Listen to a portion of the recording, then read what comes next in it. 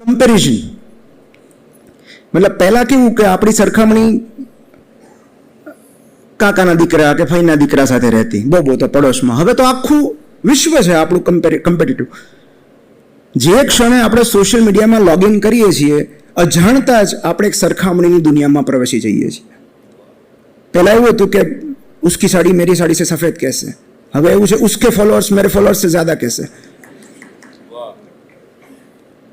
મતલબ કે કોઈ બે વ્યક્તિ એક સરસ મજાના હિલ સ્ટેશન કે રિસોર્ટમાં જઈને ફિલિંગ એક્સાઇટેડ મૂકે એટલે આપણા ઘરમાં ઝઘડો થાય કે તમે તો ક્યાંય જતા જ નથી, ક્યાંય લઈ જ નથી જતા. હવે એને ખબર ન હોય કે આ લોકો બે ઝઘડાના સમાધાનના ભાગરૂપે જ ફરવા ગયા છે.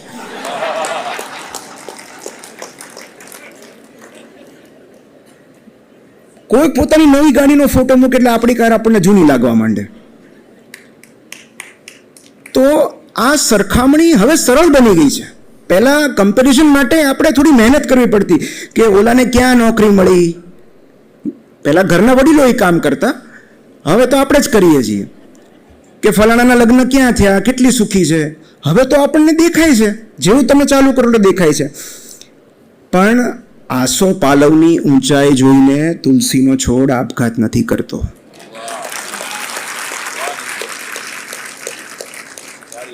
ગુલાબની સુંદરતા જોઈને મોગરો લઘુતા નથી અનુભવતો. હાથીનું બળ જોઈને ખિસકોલીને ડિપ્રેશન નથી આવતું. કારણ કે આ પ્રકૃતિએ સર્જેલા દરેક સજીવની એક અનન્ય અને અજોડ વિશેષતા છે. દરેકના સંજોગો અલગ છે, દરેકના રસ્તા અલગ છે, દરેકનું વાતાવરણ અલગ છે, અને એથી વિશેષ દરેકના ઉદ્દેશ્ય અલગ છે.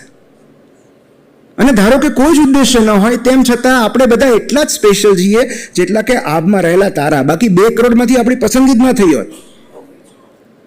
અને ચોથું જે છે, જે સૌથી અત્યારે ભયાનક છે, એ છે માહિતીનો અતિરેક, ઇન્ફોર્મેશન ઓવરડોઝ. તમે જુઓ, પહેલાં આપણે કોઈક એક છાપું વાંચે, વધીને 2 છાપું વાંચે, સમાચારની ન્યૂઝ ચેનલ જોવે, એ પણ સમાચાર થોડીક સમય આવતા. હવે તમે સવારથી રાત સુધી સ્ક્રોલ કરતાં કરતાં થાકી જશો, પણ માહિતી નહીં ખૂટે. આપણું મન આટલી બધી માહિતી ગ્રહણ કરવા માટે બનેલું જ નથી. We are not prepared to take so much of information. કેટલી બધી માહિતી મળે છે. મતલબ કયો ક્રિકેટર કઈ બ્રાન્ડ એન્ડોર્સ કરે છે એ જાણીને મારે શું, કોની સાથે લગ્ન થયા, કોનું બ્રેકઅપ થયું એ જાણીને મારે શું, મારા જીવનમાં શું ફેર પડવાનો છે કે અનુષ્કા શર્મા વિરાટ કોહલીએ બાબાને જન્મ આપ્યો કે બેબીને જન્મ આપ્યો, મારી લાઈફમાં શું ફેર પડવાનો. કેટલી બધી માહિતી. અને આ તો હું બહુ હળવા દ્રષ્ટાંતો આપું છું. ગંભીર તો તમે સ્ક્રોલ કરતા જશો તમને ખબર પડશે કે કેવા રીલ્સ આવતા હોય છે. તો આજના સમયમાં અધોગતિ કરવી એટલી મુશ્કેલ છે જ નહીં. તમે કોઈ વ્યક્તિને સ્માર્ટફોન આપી દો અને એની આસપાસથી ધીમે ધીમે કલા, સંગીત, સાહિત્ય, પુસ્તકો, પ્રવાસ અને રમતગમત હટાવી દો, એ આપોઆપ નાશ પામશે.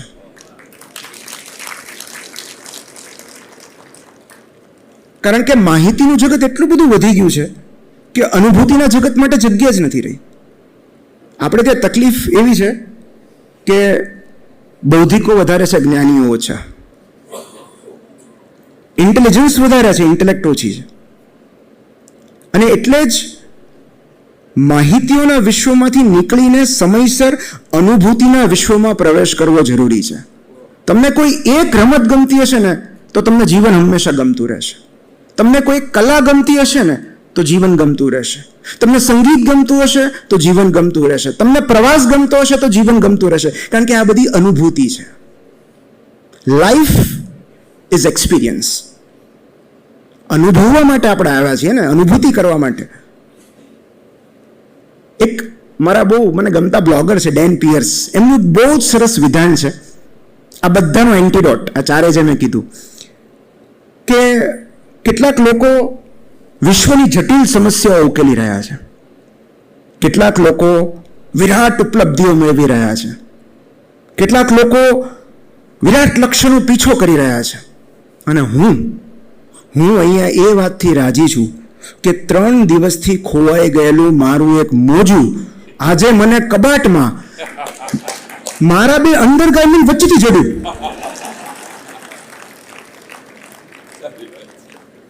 એટલે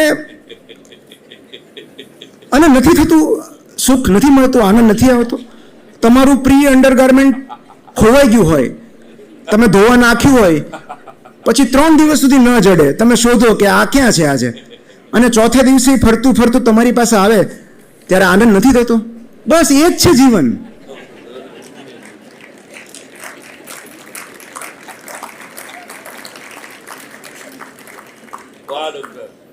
એ કોઈ વિરાટ ઉપલબ્ધિને આધીન નથી.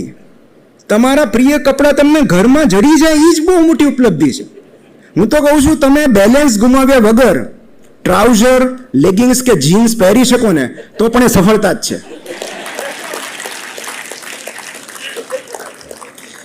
અને જીવન કઈ રીતે ગમાડવું એની આપણે વાત કરીએ. છેલ્લી 13 મિનિટ ને 10 સેકન્ડ છે કે જીવન કઈ રીતે ગમાડવું. તો એની એક પ્રાચીન અને પ્રસ્થાપિત ટેકનિક, 15 સેકન્ડમાં તમને જીવન ગમવા મળશે. કશું જ કરવાનું નથી. તમારી જગ્યા પર બેસીને મોઢું બંધ રાખીને નાક દબાવવાનું છે.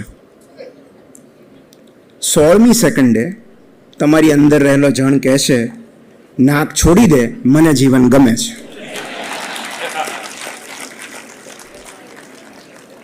કારણ કે સુભાષભાઈએ કહ્યું ને, મોટા ભાગના પ્રશ્નો મનના હોય છે, જીવનના નહીં. બીમાર ચિત્તની, બીમાર મનની સજા ક્યારેક આપણે સ્વસ્થ જીવનને આપતા હોઈએ છીએ. જો મન સાથે મૈત્રી કરી લઈએ તો જીવન ગમતું જ રહેવાનું છે. અને જીવન ન ગમવાનું મુખ્ય કારણ હું એક જ વાક્યમાં આપવું કે આપણી પાસે જે છે એની અવગણના કરીને આપણી પાસે જે નથી એની ઝંખના કરશો તો જીવન નહીં ગમે. આપણને જે આપ્યું છે, ઈશ્વરે જે આપ્યું છે એનો આભાર, અને જે નથી આપ્યું એનો સ્વીકાર કરીએ તો જીવન ગમતું રહેવાનું છે. અને જીવન ગમાડવા માટેની પહેલી 3 મેં સ્તંભ છે, જેમ કીધા આગળ પણ, કે જીવનને ગમતું કરવાના પણ 3 સ્તંભ છે. એમાં પહેલું છે કૃતજ્ઞતા. એક કેન્સર પેશન્ટની ડાયરી છે કે ધારો કે કોઈ પેશન્ટને કેન્સરનું નિદાન થાય તો ઈશ્વરનો આભાર શું કામ માને.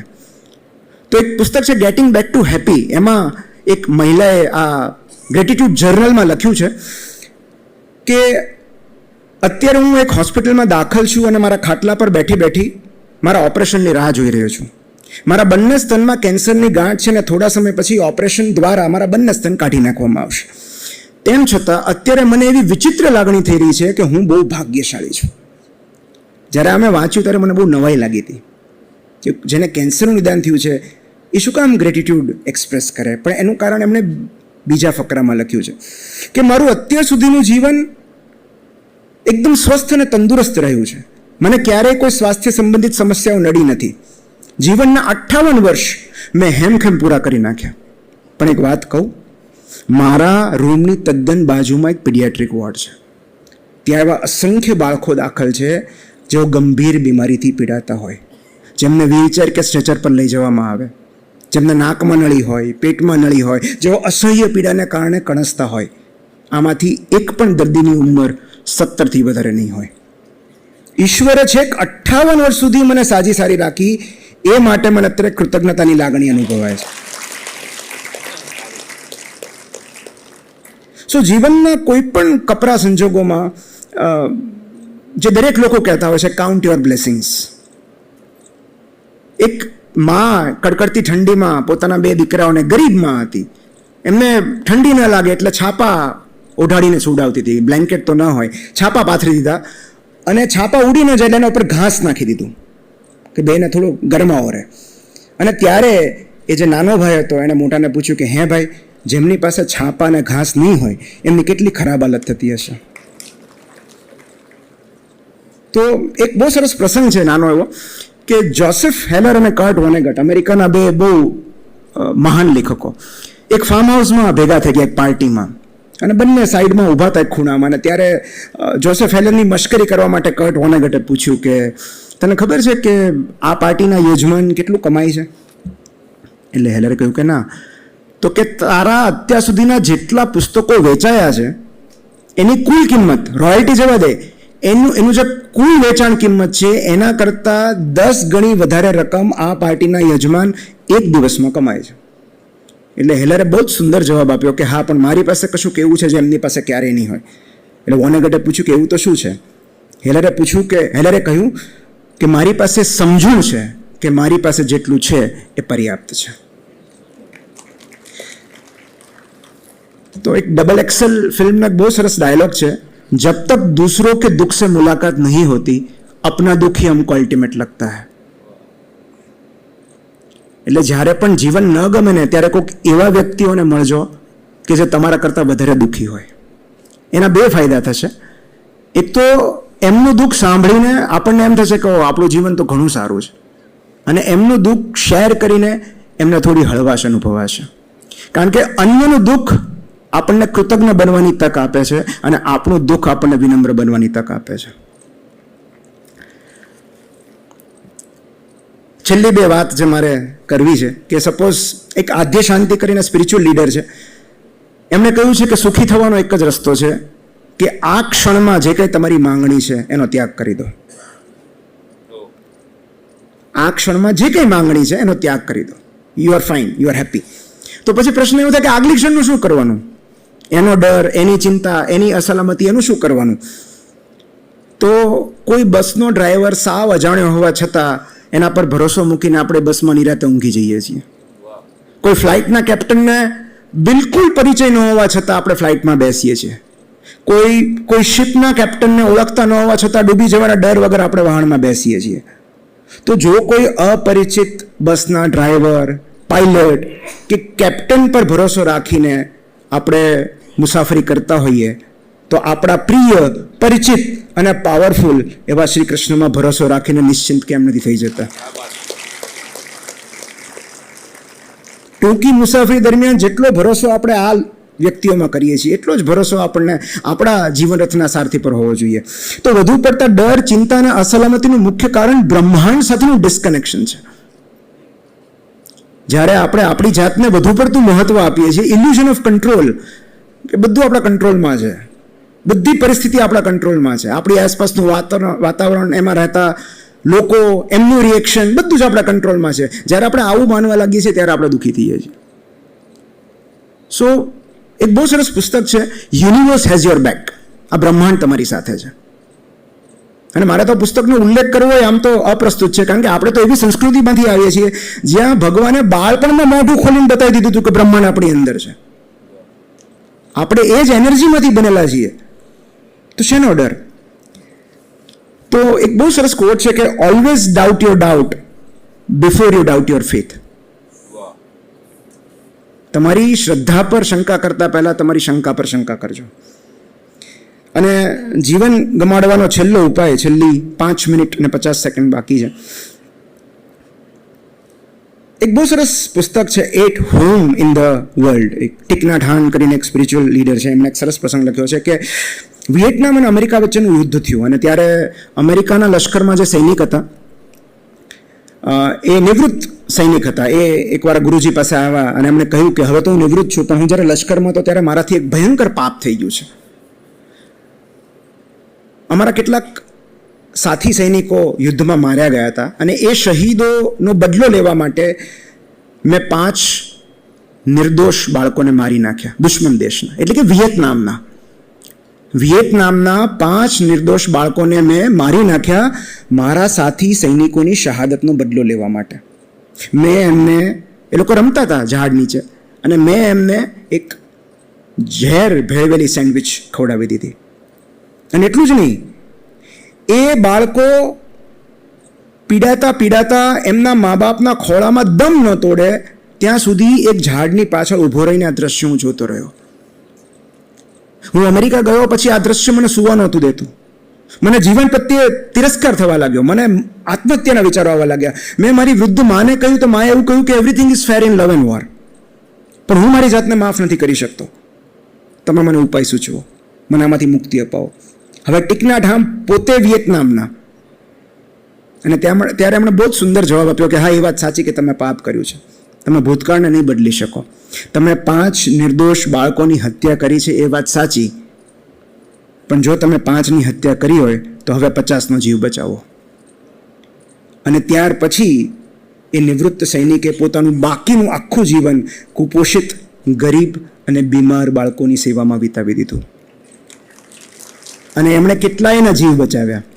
તો કહેવાનો અર્થ એ છે કે મને જીવન ગમે છે, એનો એક અર્થ એવો પણ થાય કે મને અન્યનું જીવન પણ ગમે છે અને અન્યના જખમો પર મલમ લગાડીએ તો અને ત્યારે જ સ્વના જોખમો રૂજાય છે. કોઈ એક જીવની આપણે કાળજી લઈએ છીએ, કોઈ એક જીવની કાળજી, ત્યારે આપણી અંદર રહેલું પણ કશુંક રૂજાય છે. અને છેલ્લે હું એવું કહીશ કે અળસિયા હોય ને, અળસિયા એકદમ સરળ, સૌથી સાદા સજીવો જેને કહેવાય, તો અળસિયા પર સૌથી વધારે અભ્યાસ કર્યો ડાર્વિને, ચાર્લ્સ ડાર્વિને. પોતાના 70-75 વર્ષની રાત્રે નીકળી પડતા. તો અળસિયા એક એવા જાદુઈ છે કે એ લોકો જે ડેડ મટીરિયલ્સ હોય, એટલે ખરી પડેલા પર્ણો હોય, જે મૂળિયા મૃત્યુ પામેલા હોય, એ બધું ખાઈ જાય અને એનું જે એક્સક્રીટા છે અળસિયાનું, એ ફર્ટિલાઇઝર તરીકેનું કામ કરે, એટલે એ જમીનની ફળદ્રુપતા વધારે. અને અળસિયાને કારણે વૃક્ષો વધારે સારી રીતે એના મૂળિયા અંદર જઈ શકે. તમે વિચાર કરો કે વૃક્ષ માટે, જમીન માટે, જમીનની ફળદ્રુપતા માટે જેમણે અળસિયાનું સર્જન કર્યું છે, એણે મારા તમારા માટે નહીં વિચાર્યું હોય? જેણે નાની એવી મગફળીની અંદર 2 સિંગના દાણા મૂક્યા હશે અને મારા તમારા માટે નહીં વિચાર્યું હોય? જેણે પતંગિયાની પાંખોમાં રંગ પૂર્યા હશે, એણે મારાને તમારો વિચાર નહીં કર્યો હોય? આપણા માટે કંઈક પ્લાન્સ હશે. અને છેલ્લે 5 તબક્કા હોય, 5 અવસ્થા જીવનની. 2 મિનિટ બાકી છે. તમે કઈ અવસ્થામાં છો મને નથી ખબર, પણ પહેલી એક એવી અવસ્થા કે જીવન ગમે છે એટલું જ નહીં, જીવનના પ્રેમમાં છીએ. અમારા કાઠિયાવાડમાં કે જીવન ઓહો છે, કઈ દુઃખ જ નથી, કશું જ નથી. જો એ અવસ્થા હોય તો એના જેવું ઉત્તમ કશું નથી. પણ બહુ ઓછા લોકો એ અવસ્થા સુધી પહોંચી શકે છે કે જ્યાં એમના જીવનમાં દુઃખ હોતા નથી એવું નથી, પણ એ દુઃખને અવગણના કરે છે. એમની સામે જે જીવન રહેલું છે એના પરિપ્રેક્ષ્યમાં એ દુઃખ તો બહુ નજીવું લાગે છે. બીજું જે છે કે જીવન ગમે છે, જીવનમાં દુઃખ છે, તકલીફો છે, સમસ્યાઓ છે, પણ એ બધાની હાજરી હોવા છતાં જીવન ગમે છે અને જીવવું છે. જેમાં આપણે મોટાભાગના લોકો આવીએ છીએ કે તકલીફો તો છે પણ જીવન ગમે છે. ત્રીજું છે જીવન ગમતું નથી છતાં જીવવું છે, કારણ કે એક જવાબદારી છે. દીકરીના લગ્ન કરવાના છે, ભાઈને સેટલ કરવાનો છે, કોઈની સાર સંભાળ રાખવાની છે, મમ્મી પપ્પાની કાળજી લેવાની છે.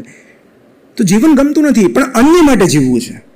જો આ અવસ્થા હોય તોય ચિંતા કરવા જેવું નથી, કારણ કે જો તમે અન્ય માટે જીવો છો તો વહેલા મોડા તમને જીવન ગમવા જ માંડશે.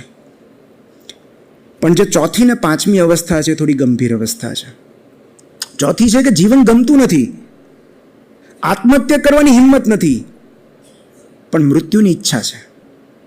એને કહેવાય વિશિંગ ડેથ, કે ભાઈ એક્સિડન્ટ થઈ જાય તો સારું, ઈશ્વર લઈ લે તો સારું. તો આ ગંભીર અવસ્થા છે, કારણ કે ચોથી ને 5મી અવસ્થા ડિપ્રેશનનું લક્ષણ હોઈ શકે છે. If you are wishing death, કારણ કે આપણી અંદર જીવદાયી ઉર્જા રહેલી છે, તો જો મૃત્યુ ઈચ્છતા હો તો એ ચિત્ત બીમાર છે, મન બીમાર છે અને એની સારવાર કરાવવી જોઈએ. કારણ કે જે ક્ષણથી આપણે મૃત્યુની ઈચ્છા કરીએ છીએ, જાણે અજાણે આપણે મૃત્યુની નજીક સરકતા જઈએ છીએ. અને છેલ્લું છે આત્મહત્યાના વિચારો આવે છે. જો સ્ટોપ, છેલ્લું છે આત્મહત્યાના વિચારો આવે છે. જો એવું થતું હોય તો આ સેમિનાર પૂરો થાય પછી તમારે તાત્કાલિક કોઈ મદદની જરૂર છે. તમારે કોઈ સાયકેટ્રિસ્ટને, કોઈ થેરાપિસ્ટને બતાવવું જોઈએ જો એ અવસ્થામાં હોય તો. એક જ લાઈનમાં હું એટલું કહીશ કે જીવનની સુંદરતા માણવી હોય તો ફૂટપટ્ટી મૂકી દો, કારણ કે જો તમે માપવા કે ગણવા રહેશો તો માણી નહીં શકો. આ જીવન માણવાનો એક જ રસ્તો છે, તમારા અભિપ્રાયો, તમારા નિષ્કર્ષો, તમારા કન્ક્લુઝન્સ બધા સાઈડ પર મૂક. Do not conclude, conclusion is death. માટે જો તમે જેઓ કળા કરતા મોરના પીછા ગણવા બેસે છે એ મોરની સુંદરતા ચૂકી જાય છે. જો આકાશના તારા ગણે છે, આભની સુંદરતા ચૂકી જાય છે. માટે મિનિટો કલાકોમાં જીવનને બદલે જો આપણે ક્ષણોમાં જીવી શકીએ તો કદાચ જીવનને વધારે વહાલું કરી શકીએ. Thank you so much.